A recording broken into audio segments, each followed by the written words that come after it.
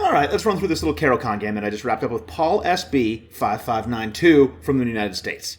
I don't know if Paul SB is a skateboarder, but that's what I thought of when I saw SB. You know, I don't know what 5592 is, but we're holding it down. I'm going to play just this Queen's Pawn opening here, just sort of mirror his London.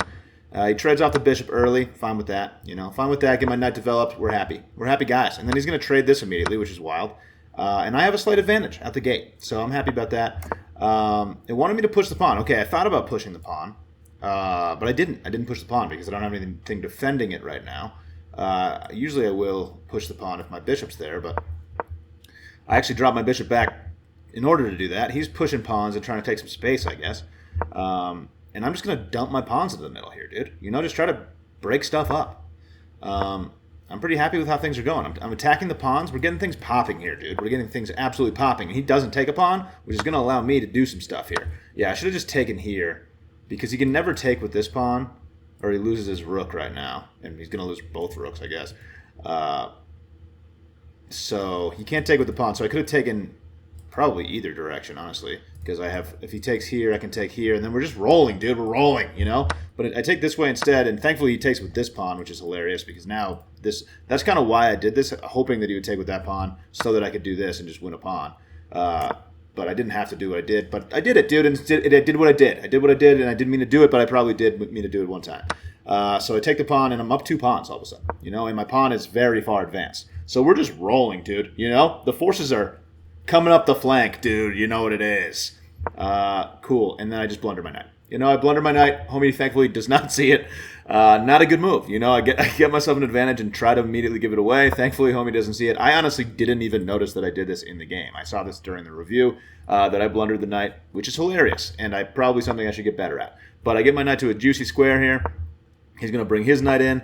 I drop my knight into an even juicier. Like, look at this thing. Look at this. This knight and this pawn are just so well protected. My bishop's got this. I'm holding it down, dude, in enemy territory. Okay? That's what we're up to out here. And the pawns are cruising, dude. So I bring my queen up to connect my rooks and also support this pawn push. And we're just moving, dude. Get my rook behind my pawn. And we're pushing up the board, my guy. He jumps his knight in here. I take that immediately because I don't like the looks of that thing. And he takes with the queen, which I can immediately attack with the rook, and then start getting my rook in here. This is a blunder, I think, strictly because he can take the pawn, which is kind of wild, and I can't take the queen because he would take my rook. But he doesn't catch that. That's kind of a tough tactic under the circumstances. When your queen gets attacked, it's hard to see something like that in a blitz game. But it was there. I did make that mistake. But I figured he would probably move his queen, and he moved his queen. So I keep it rolling, dude. We're going to keep these pawns up pushing, dude. Keep these pawns up pushing out here, dude. Got 2 pawns just cruising up the board. Attacking his rook. He's going to move it back. He should have sacked the rook for the pawn at this point. It's over for the guy. You know, I have him absolutely suffocated. Bring my rook up to support. Mostly this pawn push is what I'm thinking. It's just suggesting that he sack major material every move at this point. I'm attacking his rook. I fork his queen and his rook. And then I'm just going to try to trade some stuff off. I have these pawns that are so far advanced that I'm just going to promote one of them. So if I trade a bunch of stuff off, I'm feeling pretty good about it. So I trade rooks. He takes with a knight, which was a little discouraging, but I just push the pawn, threaten the rook. And things are looking nasty, dude. You know, he takes my knight, but I queen, taking his rook.